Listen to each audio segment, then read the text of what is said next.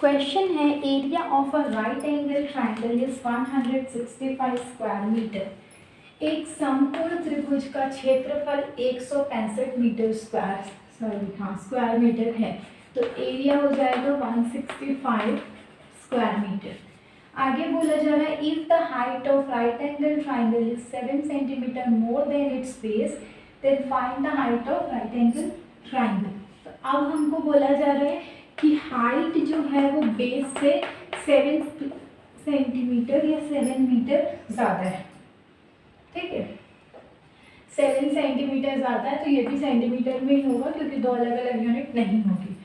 तो ये इससे 7 सेंटीमीटर ज़्यादा है। तो अब आप इसको सॉल्व करोगे 7 + b, तो बेस की वैल्यू आप लिखोगे, माना बेस क्या है, b है, आधार b है और ऊंचाई h है, तो ऊंचाई आधार से 7 सेंटीमीटर ज़्यादा है, इसीलिए 7 + b।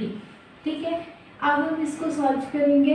तो हमको क्या पता है, area of right angle triangle क्या होता है, 1/2 बेस इंटू हाइट। एरिया कितना दिया है 165, 1/2 बेस और हाइट कितना दिया है 7 + b।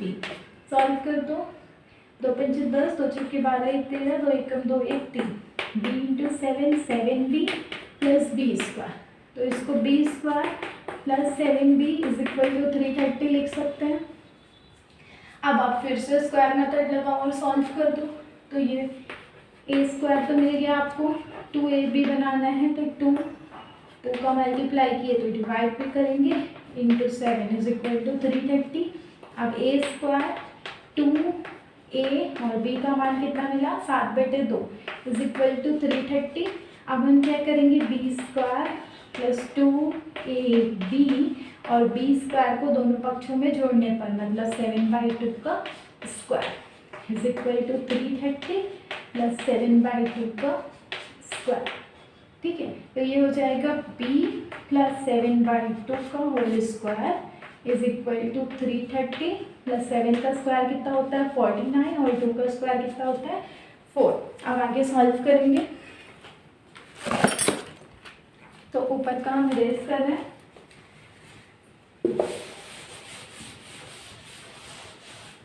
ठीक है। अब ये देखो, इसको सॉल्व करने के लिए b + 7/2 का होल स्क्वायर = इसके डिनोमिनेटर में कुछ नहीं है तो 1 लेंगे, इसको इससे मल्टीप्लाई करते हैं, 4 × 3 = 12 और 4 × 3 = 12 = 13, 1320 + 49 × 1 = 49 और 4 × 1 = 4, तो ये कितना हो गया 1369/4। अब b + 7/2 कितना आ जाएगा, √1369/4। अब देखो 1369 किसका स्क्वायर होता है, तो जब आपको ये नहीं आएगा तो आप इसको ये स्क्वायर रूट फाइंड आउट करने का मेथड देखोगे, दो नंबर का पीछे से स्क्वायर बनाओगे। ठीक है, अब सबसे पहले हम इकाई का अंक देखते हैं। तो आपको देखना है कि इकाई अंक क्या है 9, तो 1 डिजिट निकालने के लिए आप क्या करते हो, पीछे से नंबर्स का स्क्वायर बनाओगे, पीछे वाले से 1 डिजिट मिलेगा, आगे वाले से 10 डिजिट मिलेगा। ठीक है, तो यहाँ आपको देखना है कि कौन से नंबर का स्क्वायर करते हैं तो 9 आता है। तो आपको पता होना चाहिए कि जब 3 का स्क्वायर करते हो तो 9 आता है और एक 7 का स्क्वायर करते हो तो 49 आता है। मतलब इन दो नंबर्स का जब स्क्वायर होता है तो 1 डिजिट जो होता है 9 होता है। तो आपका 1 डिजिट क्या हो जाएगा 3 या फिर 7। यहाँ तक समझ आ रहा है। इसको स्क्वायर डिजिट निकालने की एक वीडियो है, वो वीडियो का लिंक डिस्क्रिप्शन में आपको मिल जाएगा, उसमें से देख के ज़्यादा बेटर आप समझ सकते हैं। अब देखिए 10 डिजिट निकालने के लिए हम क्या करते हैं, इस 13 को देखते हैं कि किन दो नंबर्स के स्क्वायर के बीच आता है। तो 13 जो आता है वो एक तो 9 और एक 16, इन दो नंबर्स के स्क्वायर के बीच आता है, मतलब 3² और एक आता है 4² के बीच। तो हम क्या करेंगे, ज़्यादा वाले नंबर को छोड़ देंगे और कम वाले नंबर को लेंगे, मतलब आपका 10 डिजिट क्या हो जाएगा 3। मतलब ये नंबर जो है या तो 33 का स्क्वायर होगा या तो 37 का स्क्वायर होगा।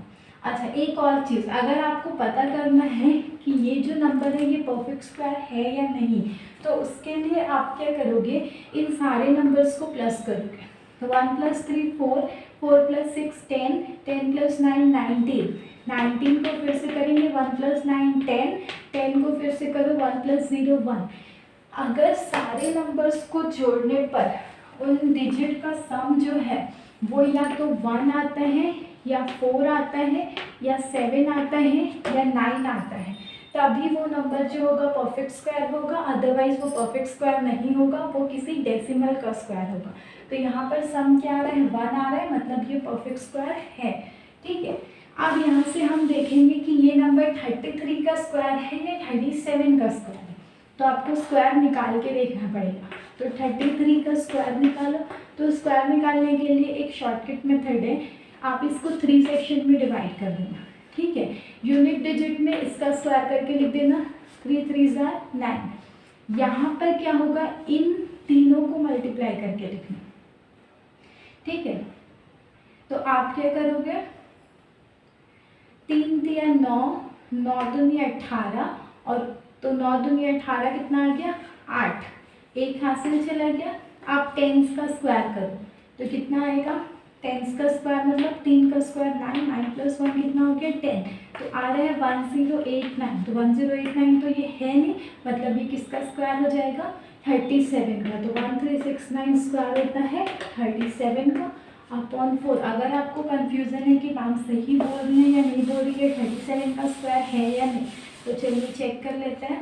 37 का स्क्वायर, फिर से 3 सेक्शन बना लेंगे। 1 डिजिट में 1 का स्क्वायर 7 × 7 49, 4 हासिल। अब इन तीनों को मल्टीप्लाई करो, 3 × 7 21 दूनी 42, 42 4 46, 4 हासिल। आप किसका स्क्वायर करते हैं 3 का, 3 × 3 9, 9 और 4 13, कितना आ रहा है 1369। तो 1369 किसका हो गया 37 का। ठीक है, तो कुछ ऐसी शॉर्ट ट्रिक्स पता रखना कि ज़्यादा टाइम वेस्ट ना हो। तो ये 37/4 आ गया। अब हमको पता है जब भी नंबर स्क्वायर रूट से निकलता है तो प्लस माइनस दोनों होता है, तो b की वैल्यू एक बार प्लस में लोगे फिर एक बार माइनस में लोगे। ठीक है, अब 37/4 + 7/2 इधर आके -7/2, और यहाँ पे भी -7/2। सॉरी 4 तो स्क्वायर 2 का होता है ना, तो दोनों में 2 हो जाएगा, ऐसे ऐसे गलती होती है। 2 37 - 7 कितना हो जाएगा 30, 30/2 कितना आ गया 15 सेंटीमीटर। ठीक है, और यहाँ पे 2 -37 और -7 -44/2 कितना आ गया -22 सेंटीमीटर। अब आप सोचो कि कभी भी लंबाई क्या माइनस में हो सकती है, नहीं, तो ये लिखोगे ये मान अमान्य है, तो b बराबर आ जाएगा 15 सेंटीमीटर, मतलब आधार जो है 15 सेंटीमीटर है। हमको क्या बोला है, हाइट ऑफ ट्राइंगल निकालना है, तो हाइट इज इक्वल टू कितना है 7 + b, मतलब 7 + 15 कितना हो जाएगा 22 सेंटीमीटर। ठीक है, तो यहाँ तक आपने देख लिया कि हाइट और बेस कैसा निकालना है, तो ऐसे ही इक्वेशन के थ्रू हमको क्वेश्चन सॉल्व करने होता है।